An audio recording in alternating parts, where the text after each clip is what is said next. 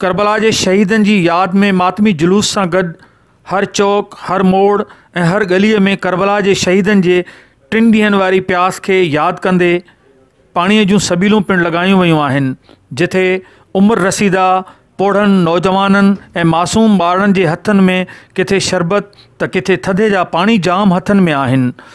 ईंदड़ वींदड़ अज़ादार पानी पीअंदे पंहिंजे लुड़कनि के रोके नथा सघनि। इन हवाले से सिंध टीवी न्यूज़ से ॻाल्हाईंदे चयो त पानी न मिलियो हुयो ऐं अॼु इमाम हुसैन अलैहिस्सलाम जी याद में हर मोमिन मुसलमान हर इंसान सबील पिए तो अची।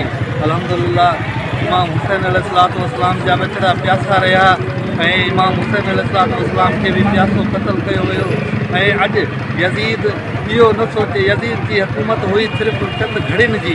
नाज़रीन, अॼु जे सबीलनि खे ॾिसंदे चवणो थो पवे त हक़ ऐं सच जी वेड़ में 3 ॾींहंनि ताईं उञ ते रहंदड़ शहीदनि जो ही सिलसिलो सदियुनि ताईं जारी रहंदो। कैमरामैन टीम सां गॾु अशरफ बुखारी, सिंध टीवी न्यूज़, मीरपुर माथेलो।